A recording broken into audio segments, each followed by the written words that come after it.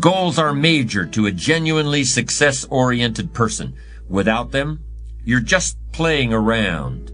The difference between a goal-directed individual and someone without goals is like the difference between a Wimbledon champion and a kid batting a tennis ball around on a court with no net. No opponent to bring out the best in him, and no way of keeping score. Despite everything that's been written about the importance of goal setting, very few people actually put it into practice.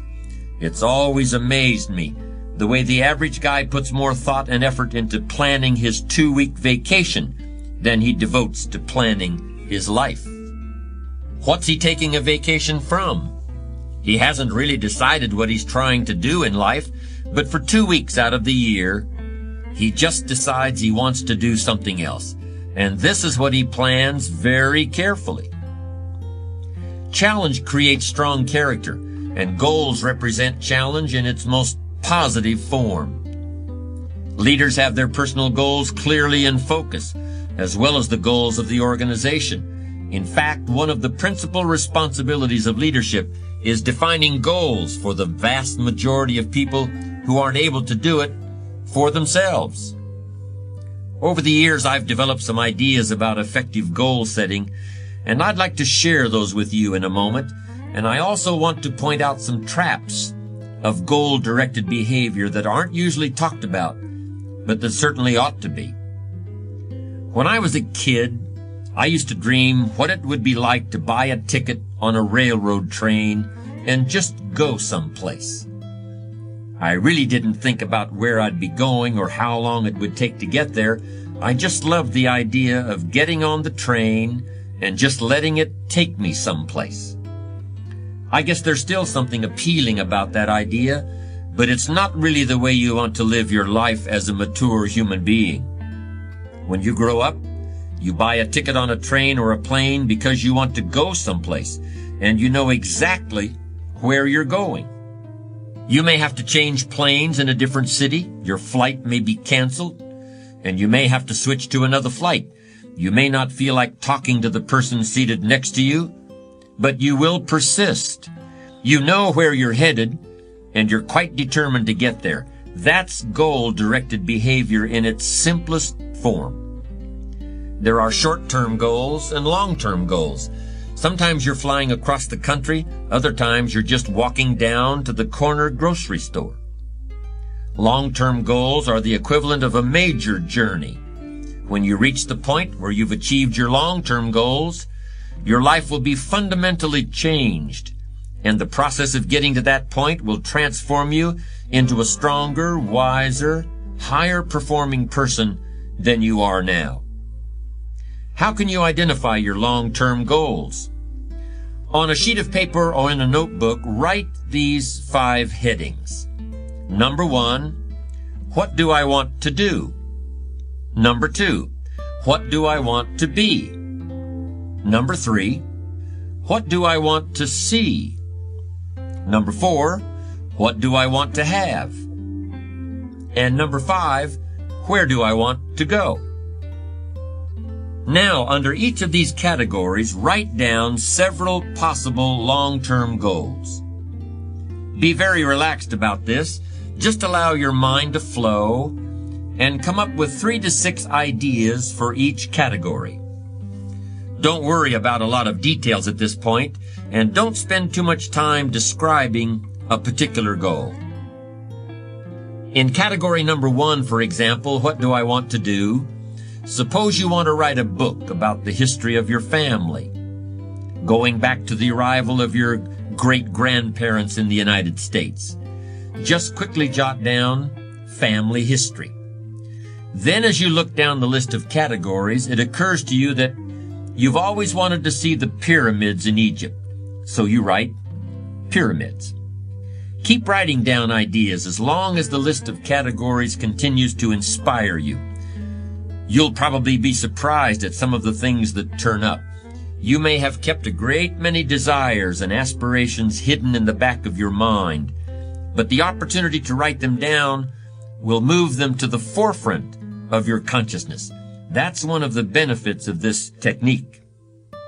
When you're satisfied with your list of long-term goals, read through the list once again. Then, beside each item, write the number of years that you believe it will take you to achieve that particular goal. It's best to round off the numbers into 1 year, 3 year, 5 year, 10-year categories. For example, you may estimate that it will take you 10 years to research and write the book on your family history. But you'll need only 5 years to get yourself into a position where you can take a trip to the pyramids. Create a time frame like this for every one of your long-term goals.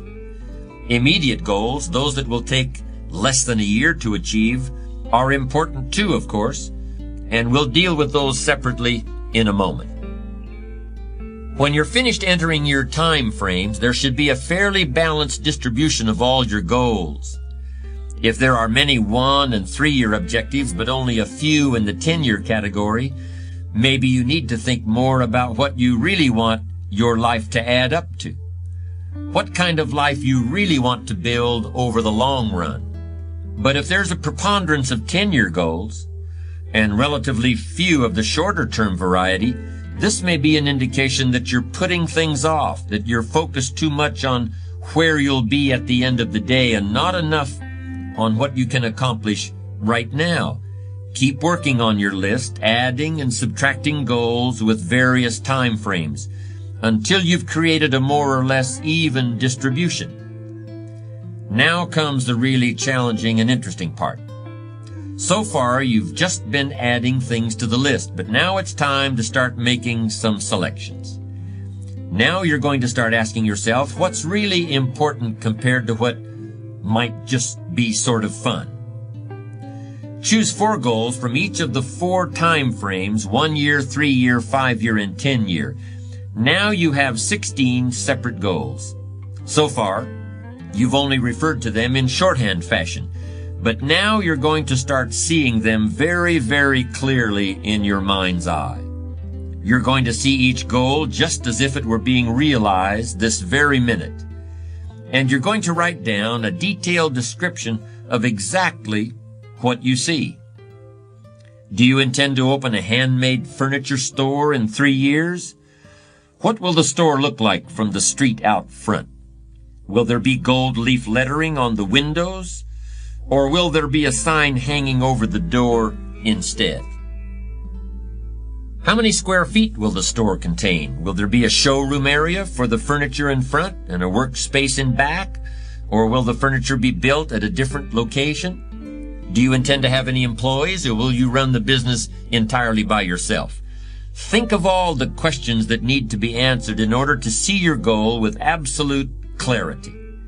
And then write the information down in a notebook or on a piece of paper.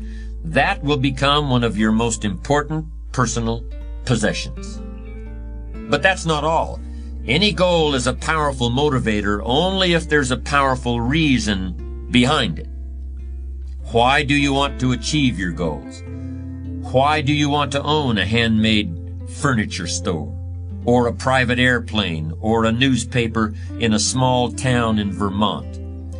Why do you want to compete in a triathlon, or visit the Australian outback, or be the first woman in your family to earn a PhD?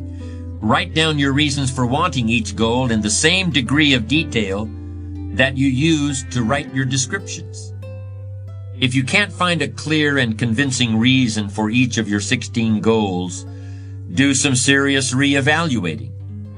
You may have more whims or pipe dreams than real goals, and now is the time to make that discovery.